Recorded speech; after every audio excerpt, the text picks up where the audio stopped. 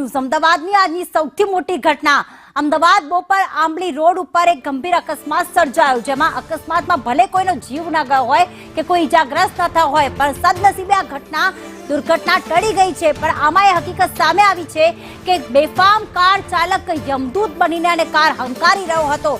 4 થી 5 વાહન ચાલકોને અડફેટે લીધા અને પછી જ્યારે તેની કાર રોકવામાં આવી અને તેને જોયું તો તે આરામથી સિગરેટ પી રહ્યો હતો।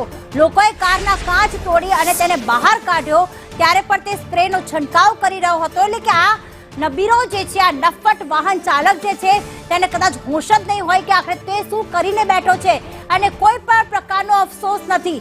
જે રીતે તે રીલ્સમાં ધૂમ્રપાન સ્ટાઇલમાં કરી રહ્યો છે, તે રીતે જ્યારે કારની બહાર તેને કાઢવામાં આવ્યો હતો એ જ રીતે તે સ્ટાઇલમાં ધૂમ્રપાન કરી રહ્યો હતો। એટલે કે તેને પોતાની કોઈ વાતનો કોઈ જ અફસોસ ન હતો।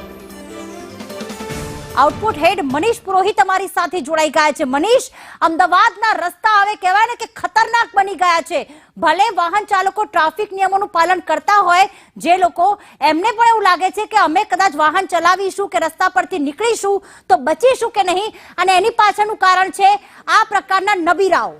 બિલકુલ પ્રીતિ, કારણ કે વિસ્મય જોયો, આપણે તથ્યને જોયો અને ત્યારબાદ એવા અનેક ચહેરાઓ જોયા। આજે રિપુલને જોઈ રહ્યા છે। રિપલ નામનો એ શખ્સ જે વૈભવી બંગલોમાં રહે છે, માલે તુજાર ઘરનો એ વ્યક્તિ છે, એને કોઈ જ ભીખ નથી। એને ખબર છે કે એનો બાપ કેટલા પૈસાવાળો છે, એને ખબર છે કે પેલેડિયમ મોલની બિલકુલ બગલમાં તુલિપ બંગલામાં રહેતો એ વ્યક્તિ કે જેની પાસે દોમદોમ સાહેબી છે, એના રીલ્સના વિડીયો આપણે જોયા તો આપણને એ વસ્તુ બહુ ક્લિયર થઈ રહી છે એમાં જોઈને કે એને કોઈ ફરક નથી પડતો। એ નશાનો આદી છે, કારણ કે એના ધુમાડાના ગોટા ઉડાડવાનો એને શોખ છે।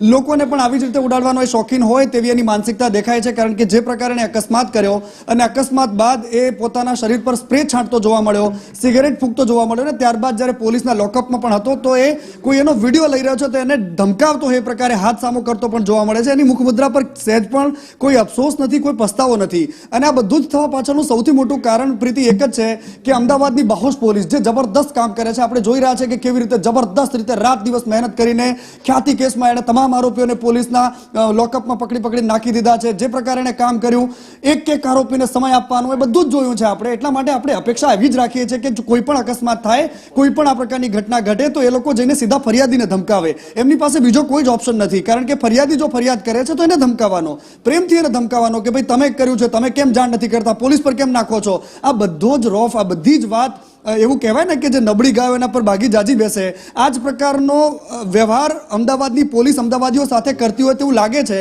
કારણ કે વારંવાર આ પ્રકારની ઘટનાઓ ઘટે છે। ગઈકાલે જ એક દંપતી બિલકુલ સાઈડ ટ્રેક પર ચાલે છે અને કોઈ લેવા દેવા નથી મેઇન રોડ સાથે, તેમ છતાં પણ એક નબીરો આવે છે ફૂલ સ્પીડમાં અને ઠોકીને જતો રહે છે। આ જ પ્રકારના દ્રશ્યો આજે ફરી એકવાર 24 કલાક નથી વીત્યા ત્યાં સામે આવે છે અને એક સાથે લગાતાર 4 થી 5 વાહનોને ઠોકીને જતો રહે છે।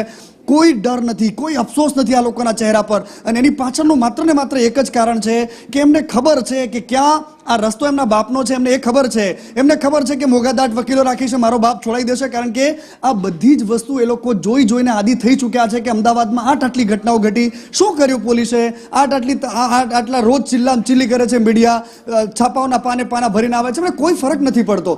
અમદાવાદની પોલીસની પણ ચામડી જાડી તો છે જ, પરંતુ અત્યારે શિયાળો શરૂ થઈ ગયો છે પ્રીતિ, એટલે આપણે સમજી શકીએ કે એમને ઠંડી બહુ વાગતી હોય અને ઠંડી લાગે છે એટલા માટે એ લોકો ઘરેથી બહાર નથી નીકળતા।